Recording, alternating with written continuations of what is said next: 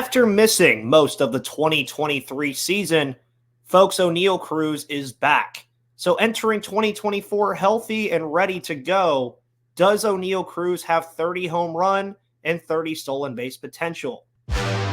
You are Locked On Pirates, your daily Pittsburgh Pirates podcast. Part of the Locked On Podcast Network, your team every day.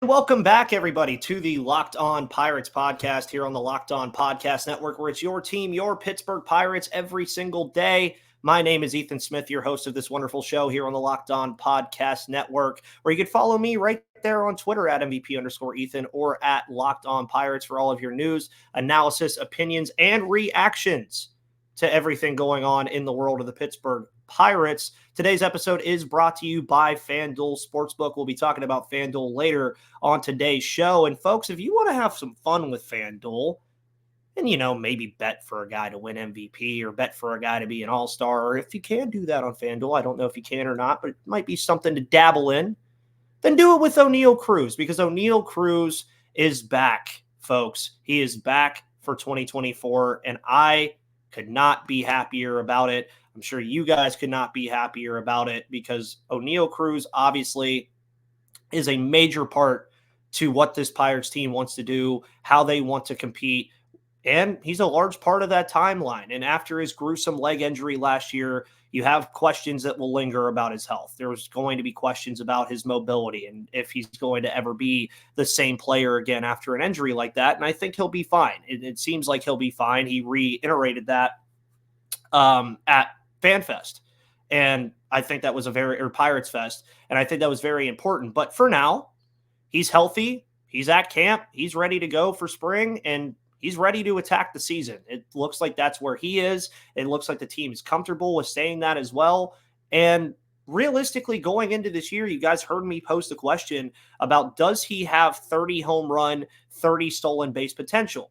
And we've only seen 372 at-bats from Oneil Cruz in his time with the Pirates, some of those coming from his short time in 2021 at the end of the year, most of it coming in 2022, and of course the shortened opportunities that he received last season before the injury. Now, in that time, Cruz has shown that he can be a star in this league. He really has. He's shown the tools to be a star player. He's shown the tools that he has all-star potential, and if he puts it all together, MVP potential.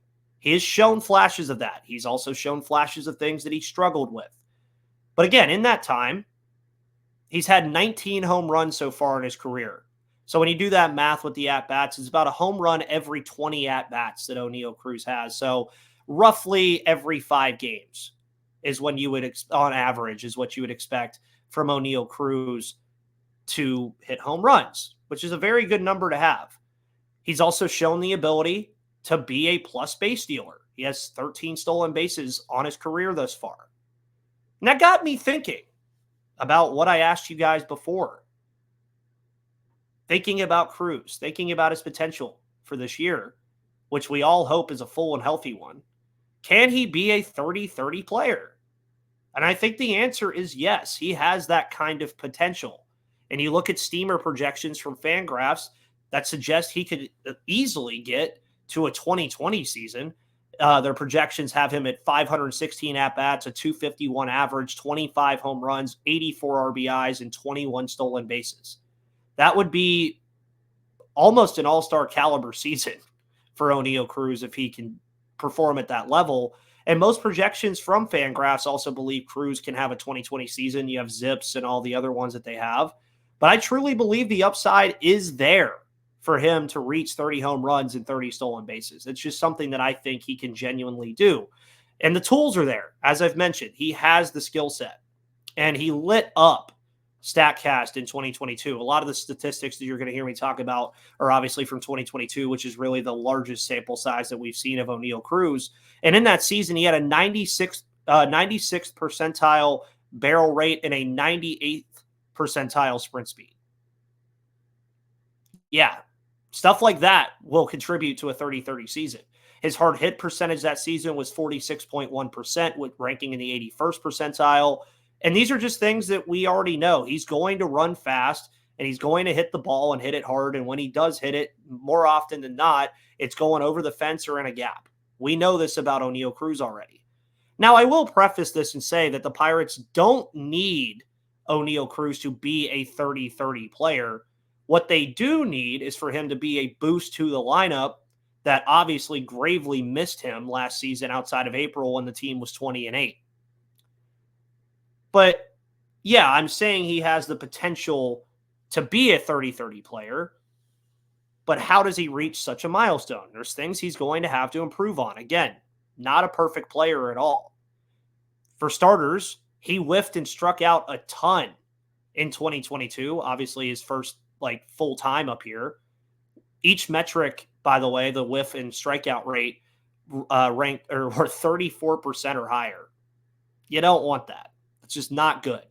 Now, he did elicit walks at an average level. He was about 46th percentile at walk rate that year. But if he can at least limit the strikeouts to a degree, I'm not saying it's something that he's going to completely eliminate from his game. I think getting that number down from that 34% to 25 or even in the low 20s would go a very long way for him to be able to achieve such a goal. And if he could get on base via the free pass more often, again, he already does it at a pretty average level. But if he can bring that whiff rate and that chase rate down a little bit, his statistics will show for the better. And I mean, there are worries about it for Oneil Cruz if he ends up becoming a 3 common outcomes player. But again, we just haven't seen enough yet for me to really make that suggestion, just because I do think that the 3 common outcomes player thing is more of what we expect from Jack Sawinski or the Kyle Schwarbers of the world, who it's home run, strikeout, walk, or bust. That's it. Cruz has shown the ability already to put balls in the gap, hit the occasional single, hit oppo. He's shown all that. And these are things that he's going to have to continue to work on so that he does not become a 3 common outcomes player. And for Cruz to avoid that, again, limit the strikeouts to at least an average level. I'm not asking you to all of a sudden become one of the best guys in the league at not striking out. Just strike out at an average level. Walk at an average level. If he does those things and he continues to hit the ball hard, I think he'll do just fine to avoid that and take the step forward that he wants to take, because he's been a StatCast phenomenon and will continue to be. So yeah, Cruz can have a 30-30 campaign. He sure can. He has the tools to do it, and improvements obviously will have to be made, as I just outlined. But again, if he doesn't do it, it doesn't mean he can't have a strong season either. I mean, you heard the projections that I said earlier, and I'll say them again. If he walks out of the season with a 251 average, 25 homers, 84 RBIs, and 21 stolen bases, I think a lot of us walk out of 2024 and say, okay, Oneil Cruz is a really good baseball player and will only continue to get better, because this kid is still very young. And we have not seen him play a full MLB campaign yet, and I'm hoping that we get that this year. And if he does play a full, healthy 2024, I think it's possible he gets to 30-30 or at least flirts with it. And flirting with it is going to be really fun. I mean, there was a metric that I saw this morning before I was recording the show that the Pirates haven't had a 40-plus home run player since 1973. It's very bad. And power on this team is everywhere. And you're going to kind of hear that later in this player preview series that we've been doing with these later episodes. And Oneil Cruz is a part of that. And obviously questions are still going to surround Oneil Cruz for the 2024 campaign, with arguably the biggest being his defense. So what should we expect in the field from Oneil Cruz in 2024? We're going to talk about that in just a moment, but we're going to talk about a new sponsor on the Locked On Pirates podcast, and that's BackBlaze. Folks, BackBlaze offers unlimited cloud backup for Macs, PCs, and businesses for just $99 a year.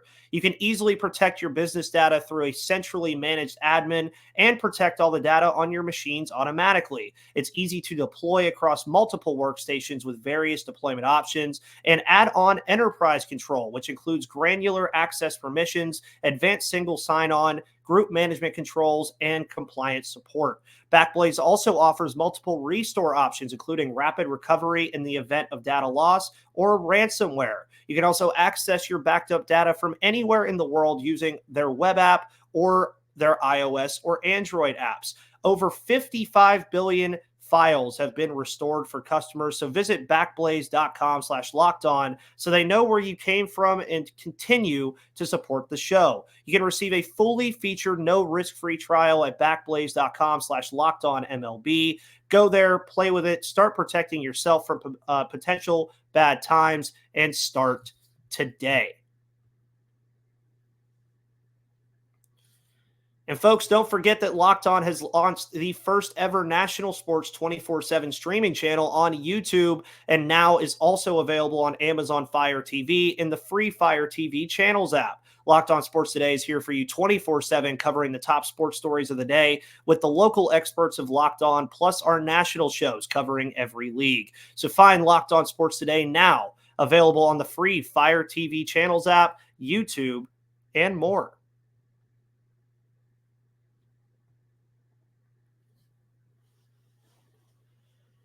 So again, talking about Oneil Cruz on today's show, I think it's important that when we talk about Oneil Cruz, I think it's very important that the biggest question I think that still surrounds him is, can he stick defensively at the shortstop position?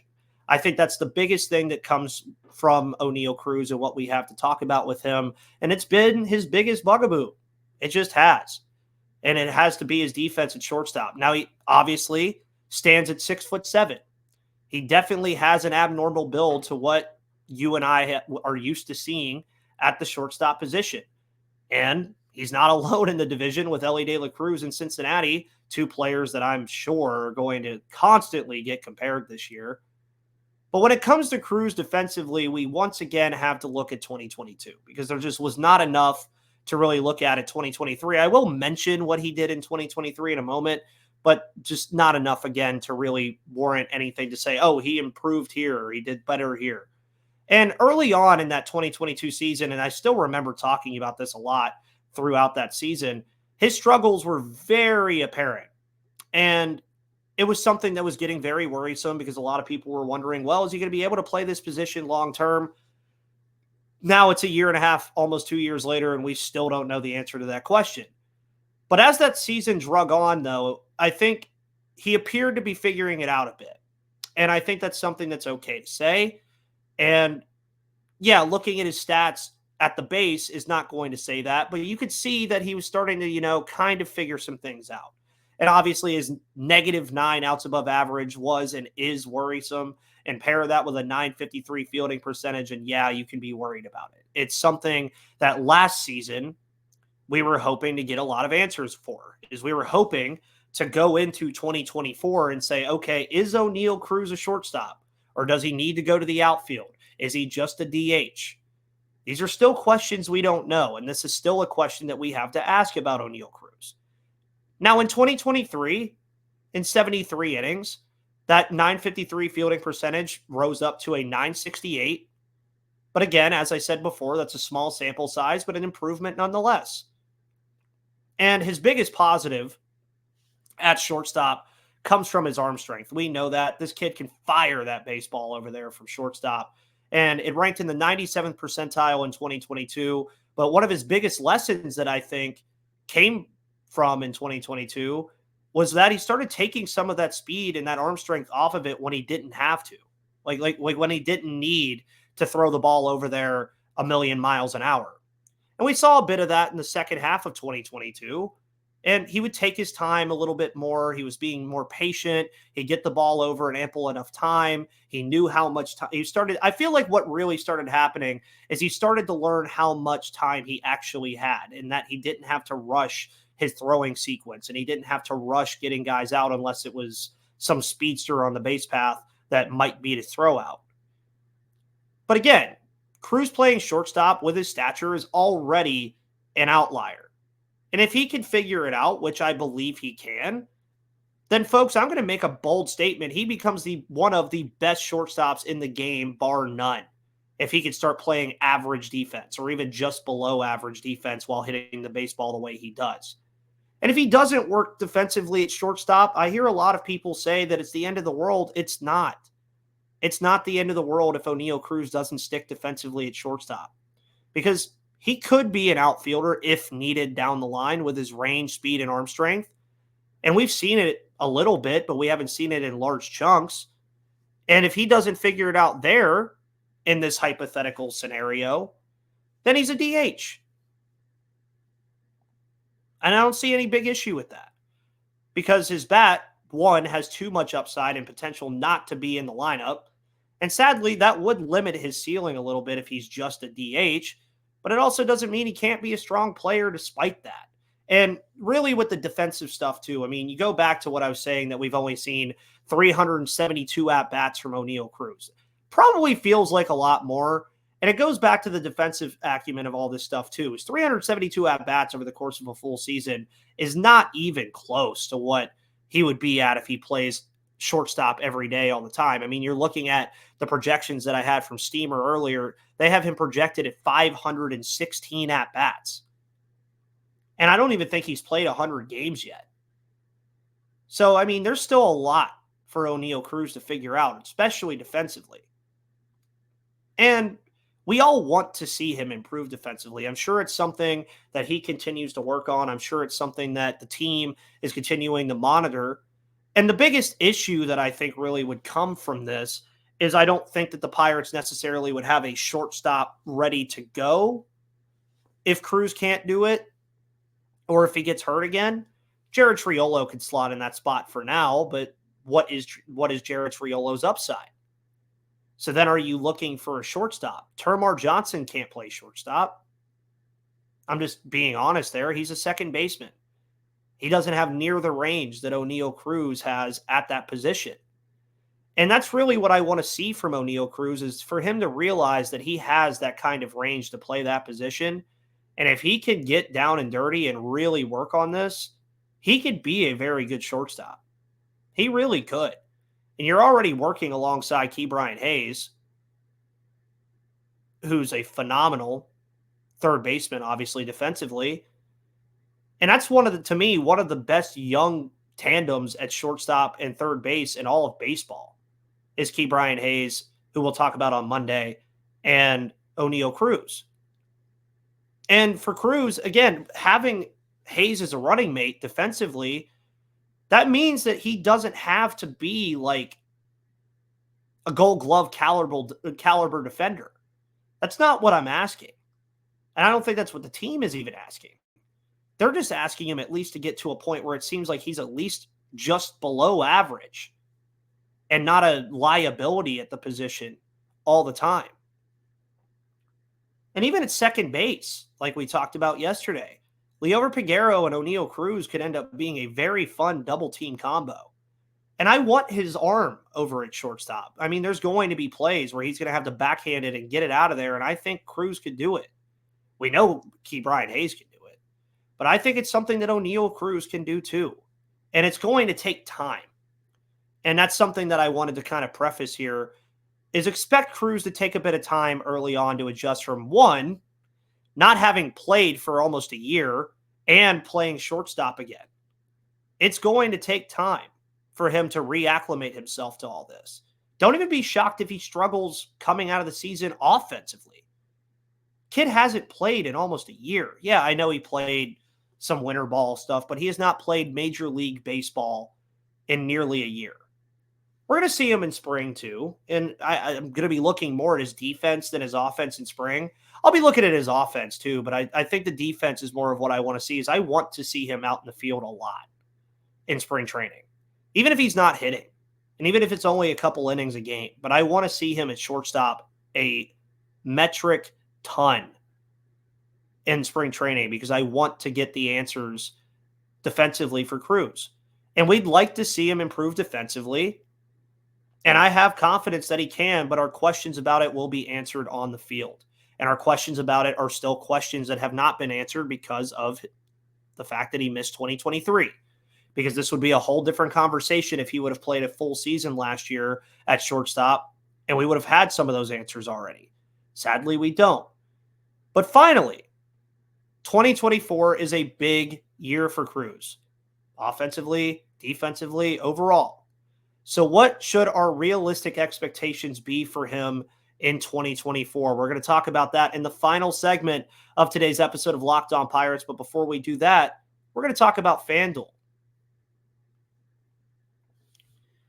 Folks, FanDuel Sportsbook is here for you for all of your betting needs and necessities, because you can get buckets with your first bet on FanDuel, America's #1 sportsbook, because right now, new customers get $150 in bonus bets with any winning $5 bet. That's $150 if your bet wins. If you want to bet on all your favorite NBA players and teams like my Los Angeles Clippers and Kawhi Leonard, you could do so with quick bets, live same-game parlays, exclusive props, and more. So just visit FanDuel.com/lockedon and shoot your shot today, because FanDuel is an official sportsbook partner of the NBA and an official sponsor of the Locked On Podcast Network.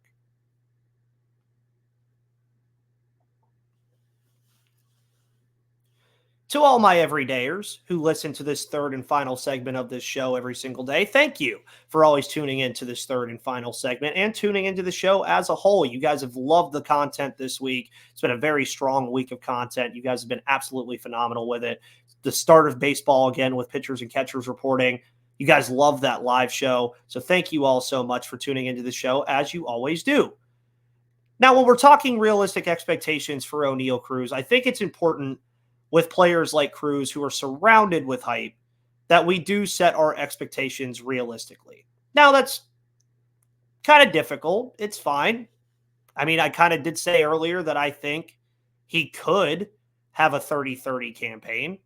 I'm not willing to take that to the bank, and I do think Cruz will at least flirt with it, but it's more likely he doesn't than if he does, just because we haven't seen it yet. Now, Cruz is a career .237 hitter with a .751 OPS. You hear those numbers and you probably be like, But keep in mind, some of that's inflated by his cameo starts in 2021 and his short time in 2023. With those numbers, though, .237 and .751, I expect he'll surpass both of those numbers this year. I think that's very easy to say. I think that's an easy, realistic expectation to have. I'd set his average around 245, 255, maybe with a maximum of 260. If he's hitting 260, folks, he'll be an all-star. Which, again, for a player like Cruz to be in the 245 to 255 range, that'd be just fine. And the OPS has obviously 800 plus potential, and slot that again, and of course a lot of that will hinge on his ability to get on base more via the walk, which we already talked about in the first segment. His slugging is always going to be there. His slugging percentage is always going to be a very good one. That's just something that Cruz is always going to do well. As far as home runs go, most of the projections have him set around 22 to 26, which could lead the roster, albeit you have Rowdy Tellez, Jack Sawinski, and Brian Reynolds, and maybe even Edward Olivares to enter that conversation as well. But I think 20 to 25, along with a good number of RBIs, is a good thought to have as well. A good realistic thought to have as well. I'd say 84 to 90 RBIs is a pretty good one. You know, I think that would be a pretty good spot for him to be. Now, defensively, as I mentioned in the second segment, I do think he'll struggle early on, but I do think as the season carries on, I think you can expect Oneil Cruz to get to a just below average defensive level, which again would be fine playing alongside Gold Glove Award winner Cruz Hayes. And expect a ton of red on his StatCast page this year, because he's just been crazy for StatCast. StatCast absolutely loves Oneil Cruz because the tools that he has are what StatCast loves: barrel rate, hard hit rate, sprint speed, arm strength, expected slugging, base running value, hitting value. They love what Oneil Cruz does. Now, his hopeful steps forward and his health will not only be great for him, but for this team as well. And his projected 2.7 WAR suggests that, and it doesn't take me telling you that this will be a better team with Oneil Cruz in the lineup. You saw what happened last year, folks. This team improved a ton last year. They won 14 more games than they did the season prior last year. And that was without Oneil Cruz in the lineup. I have a question for all of you. If Oneil Cruz was in the lineup in the middle of the season when the Pirates lost 10 games in a row, if Oneil Cruz was there, do the Pirates lose all of those games? Confidently, I will tell you right now, no. They probably win a couple of them, honestly, because his absence in the lineup last year was felt. We remember opening day when he took Hunter Green deep. We remember what he was doing early in the year. Wasn't performing crazy, but just his presence in the lineup and where he is and the type of player he is are the things that I speak to when I'm talking about this. Because Oneil Cruz and the Pittsburgh Pirates are going to have a symbiotic relationship this year, I think. Because I think a ton of the Pirates' success rides on just how much of a step forward Oneil Cruz can take. Now, realistically, I don't think that he's going to be an MVP candidate. I do think he could flirt with getting a ton of all-star votes. I also think he's going to have his best season of his career as long as he stays healthy. And I think that if those things happen, the team will obviously reciprocate that back by winning more games. Because I feel like Oneil Cruz is going to end up being a spark plug for this team when they're struggling. When he gets going, this team will get going. And if he becomes a superstar this year, the Pirates have winning anything they want potential, in my opinion, if the other pieces fall into place. If he struggles, it's not to say the team will, but they won't be at that upper epsilon of, oh, they could do the whole damn thing. But at the end of the day, with all that said, I think we can all agree that we are just happy to see Cruz back on the diamond, working, fielding ground balls, hitting. And we all hope, one, that he stays healthy, and two, becomes what many of us think he can be, which is a potential budding superstar in Major League Baseball. It is something that I truly think Oneil Cruz can become, and 2024 will be the first steps to doing so. Folks, thank you so much for tuning into the Locked On Pirates podcast here on the Locked On Podcast Network, where it's your team, your Pittsburgh Pirates every day. Hope you guys all love the new microphone. I hope you guys all enjoy it, and it worked very well. I hope the audio sounds a lot better as we're getting closer and closer and closer to spring training games. Follow me on Twitter at MVP_Ethan or at Locked On Pirates, again, for all of your news, analysis, opinions, and reactions to everything going on in the world of the Pittsburgh Pirates. You can find the show on YouTube and on all of your podcast platforms because it is free and available to all of you. Have a wonderful rest of your Friday, folks. Enjoy the weekend. Spring training starts next week, and next week will be pretty much ending the 2024 player preview series. Gary will be here on Monday. I will be here on Monday. Have a wonderful weekend. Have some fun, relax, and have a wonderful day. And I will see you on the flip side.